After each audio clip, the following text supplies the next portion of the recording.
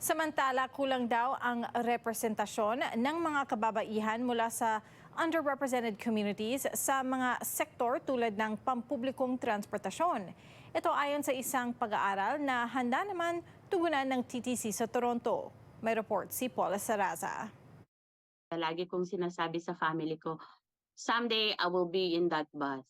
3 taon na mula nang natupad ang pangarap ni Farah Nazlim na magtrabaho bilang bus operator sa Toronto Transit Commission. Bagamat nagtapos ng nursing sa Pilipinas, aminado siyang ang magmaneho ng bus at makapasok sa TTC ang nais niyang gawin pagdating sa Canada noong 2008. Bus operator, sasabihin nila, driver ka lang. Pero yung nadadala mo yung pasahero mo from destination A to destination B in a safer manner, and you give them a good smile. Minsan sasabihin nila, you have a big smile and thank you for that. Masaya, masarap yung feeling na you treat your passenger as your family. Hindi man kilalang trabaho ang pagiging bus driver para sa mga kababaihan. Motibasyon para kay Lim na mapatunayang may lugar ang mga Pinay sa industriya. Yung takot, andyan lang yan eh. Kung sa TTC, ang kalaban mo kasi sarili mo. They will provide you everything actually, like proper training, lahat.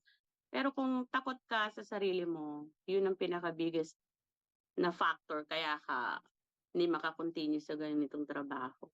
When we get into the workforce, they're time-starved, they're working longer hours, missed on opportunities, missed on promotions. I was surprised to hear that the accent really plays a factor in the study as well too. Sa isang pag-aaral mula sa non-profit na Pink Attitude Evolution kamakailan, nakitang mababa sa 4% ang mga South Asian Canadian women na nagtatrabaho sa transportation sector.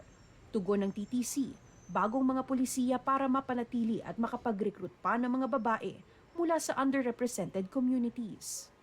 The workforce in Canada is changing. So by 2032, 100% of the workforce is going to be driven by immigrants. Karaniwan na para kay Lim ang umagahin sa trabaho, lalo't hapon hanggang 2:00 na madaling araw ang kanyang shift. Pero hindi raw mahirap indahin ang pagod kung may tapang at dedikasyon sa karera, mga ugaling dala ng mga kababayang manggagawa sa TTC. Masyad tayong hospitable eh. Kaya natin i-apply yun and we can get, gusto ko sana marami pang pumasok. Salary-wise, maganda. Lahat, yan ang unang iniisip, right? Kasi may mga bills tayo at pamilya na tinutulungan. Pangalawa, yung pension. Yun talaga yung hinabol ko, yung pension. Yung benefits-wise, maganda rin. So, and they always treat you as a family. Paula Saraza, Omni News, Toronto.